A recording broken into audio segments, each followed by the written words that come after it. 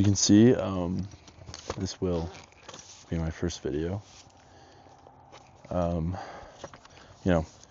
was supposed to get cleared for fly fishing with my right arm in probably another month or so, but I just could not wait. So I learned how to cast and everything left-handed, and it's worked, somewhat decent. So I'm out here at probably my favorite spot, just to, get this first video out of the way and, I don't know, kind of get it started. So, my main purpose of doing this is just to not only show what I do outside of baseball and what my main hobby is, but it's also to, hopefully inspire someone, even if I inspire a few people. As the generations go on, technology and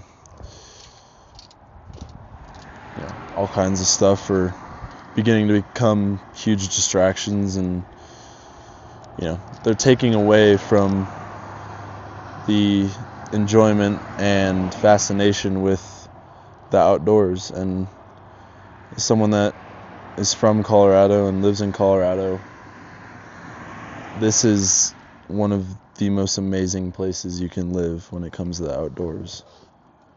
So I guess one of my main goals is to just kind of show people what they have in their backyard and some of the things they can enjoy. Whether it's a young kid that decides to go outside and explore nature, or someone my age that picks up fly fishing or hiking or something like that. I just want to have a purpose out of this for sure. Another thing is, I know for a fact, some people are going to think this is weird or think it's corny or, just different. And especially since living on my own in California, I've learned that life is a lot easier and a lot more enjoyable when you kind of stop caring what other people think. Just overall, just be comfortable with yourself. Be comfortable with who you are and confident in who you are and what you like, and don't be ashamed of it. If people don't like you for it, then they're not good enough people to keep in your life and have as friends. So I guess my main message is don't be ashamed of any hobby or anything like that you want to try or you want to start. Don't be ashamed to express some things you enjoy, even if it's not the cool thing or not the normal thing for people your age to do. So just get outside and learn how to be comfortable in your own skin. I will be fishing the Blue River today. It's a beautiful day out. It's probably about, probably 40, 46 degrees or something like that. I think it's going to get up to 66 or of course, or 67. So I'll hopefully get some cool GoPro footage and stuff like that, and hopefully catch some good fish today. If not, I'm just grateful to be out here. It's absolutely beautiful. The sun's shining, not a cloud in the sky. I'll try to keep you entertained. Just give you a few little tips here. So for the fly fishing sense, reading water. So you've got riffles here. Since it's wintertime, the fish get really lazy, and since the water's super cold, and they just hold in low, slow spots. But during the summer, they'll sit in faster spots with more oxygen. So, right along here where you see these bushes, they love cover. Trout love cover. They like feeling comfortable. So unfortunately today we have no clouds. Cloud cover, adds that sense of comfort because there's no shadows or anything like that, but I don't have that today. So right here along these bushes, there will be fish in those deeper spots with those riffles, and ideally around this corner down here. So I'm just gonna start up here and drift and try to high stick my casts, which high stick is just, keep your rod tip high and set the hook. Yeah, so we'll get some like casting footage and stuff like that. Casting's a little weird left-handed, I will admit.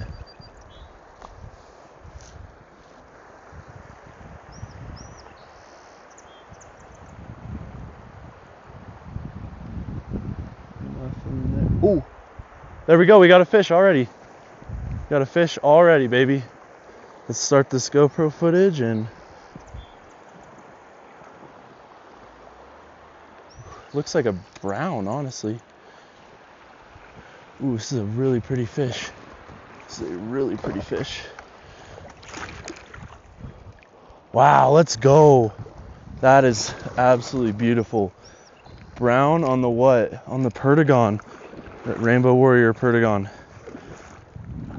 Wow, that was awesome. Okay, this is a really good fish. Hopefully we can see that. But this fish is really nice. Let's see. Hook is, I'll tell you what, this water is freezing. Some absolutely beautiful brown trout right here.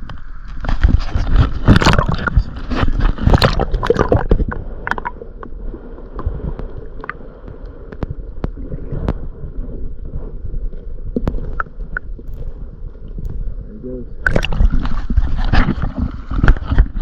Heck yeah, that was a great fish.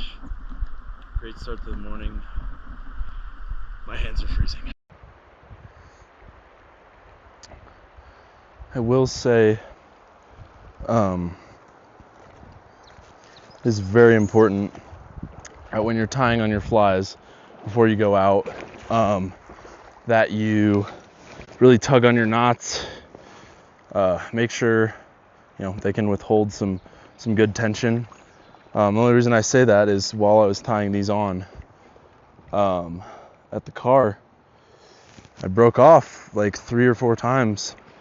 Knots just weren't good enough, and you'd rather spend that extra 25-30 minutes, probably not even that, to really focus on making sure your knots are good and everything's tight and everything's going to hold up versus losing a fish, because that's one of the worst feelings ever, especially when a lot of people wait all day for that one fish. Luckily we got that first one out of the way pretty early.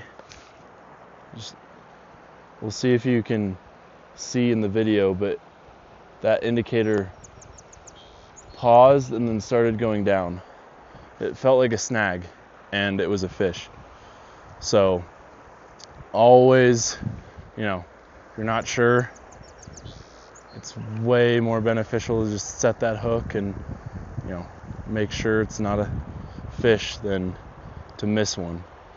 These trout, they can spit the hook out pretty fast if they don't like it. Your cast, I want to get more in those bushes, really. That was a good cast. I want to get more in the bushes and not get snagged. That was better. That looks like a good drift right there. Boom. There we go. We got another fish. Got another fish. Now this time I'm gonna, oh, this is a good fish. This is a good fish. Wow, this is a good brown. You want to get them on the reel whenever you can. Also, big fish like this, I'm using, what is it, 5 and 6X tippet. Let's see, hopefully he doesn't see me. He saw me, he took off. Yeah, this guy's good, this guy's strong. Wow, look at that thing. This is definitely my best brown trout. He's fighting like crazy. Sometimes you just gotta let him fight it out, especially when you're using lighter tippet like this. Just keep tension on that line. Just wait for him to tire out. This guy's fighting like crazy. Wow, let's go, baby. Huge brown. This guy's beautiful too. This is by far the biggest brown I've ever caught on, let's see, on that Perdigon again. That Rainbow Warrior Perdigon is definitely working. This is a great fish. Very, very fat and healthy. Holy smokes, that guy was fighting like crazy. We'll get over here in this slow stuff. So that time, I didn't get him on the reel just because he was fighting so hard. And wow, this is a great fish. This thing is absolutely, this guy's gorgeous. Wow, he swallowed both of them. That buckskin was down his throat. Unpause. Anyway, yeah. Unfortunately, I did not start the GoPro while I was fighting this fish, but he's huge and gorgeous. Look at this brown trout. Look how pretty he is. He's so fat.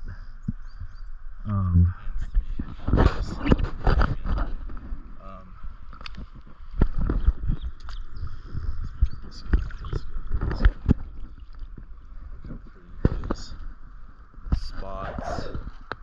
Just an absolutely gorgeous fish.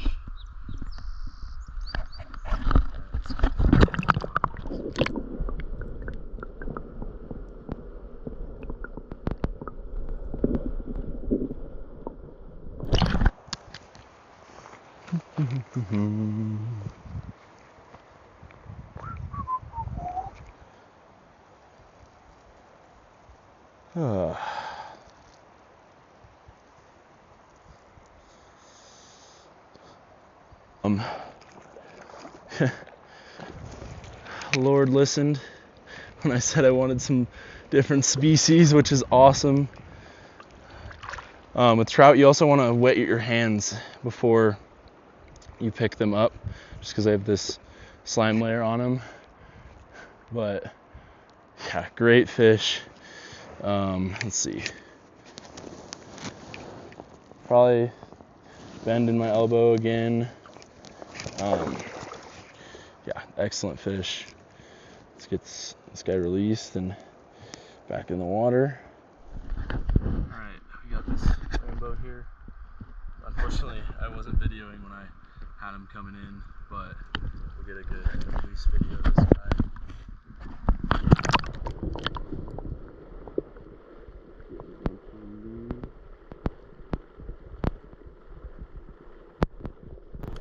There he goes. Heck yeah, 3 fish within probably 40 minutes of each other. All really big fish, same spot. Really blessed to have this day, especially within the first hour. So, heck yeah.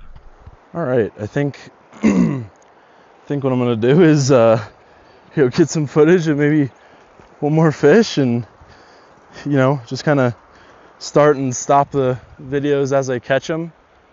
Because obviously I don't want to be making a 50-minute video, but what a day, man. What a day.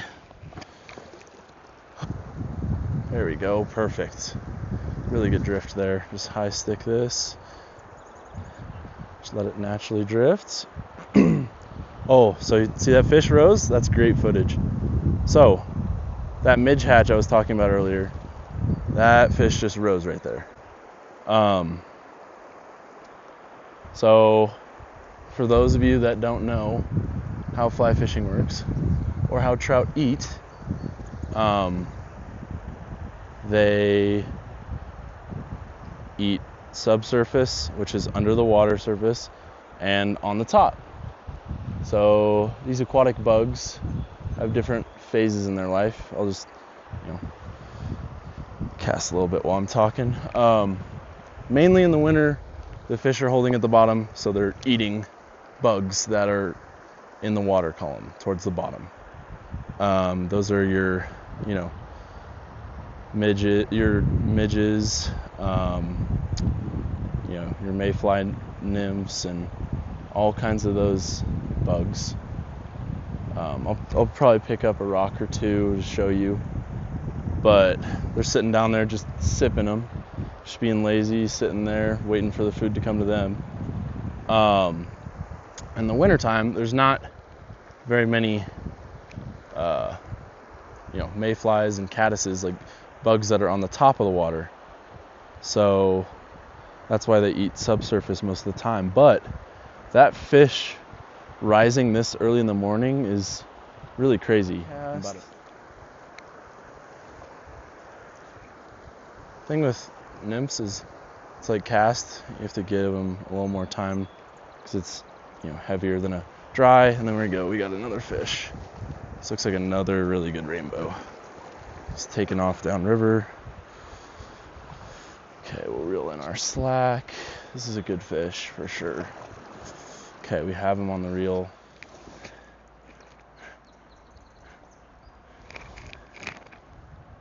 Beautiful fish.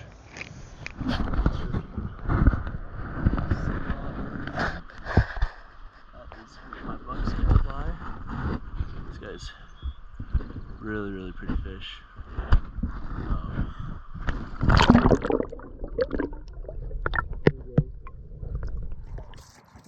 Well, finished the day. Went 7 for 14. So, for example, 14 bites, 17 fish in the net. I had 2 break off because of my knot with tippet to leader. And I think I had 1 break off because of my buckskin knot. But anyway, out of the 7, I had 3 caught by perdigons, 3 caught by buckskins, and 1 caught by both of them. So, really great day fishing. It was beautiful outside. See you next time. Hey, thank you so much for watching. If you made it this far, I appreciate you a lot. If not, it's all good. Just wanted to get this first one out of the way. In the future, I will make some shorter videos and probably some longer ones as well. But I just want to get out there and learn how to do all this stuff. So as time goes on, I will get better. And yeah, thank you so much.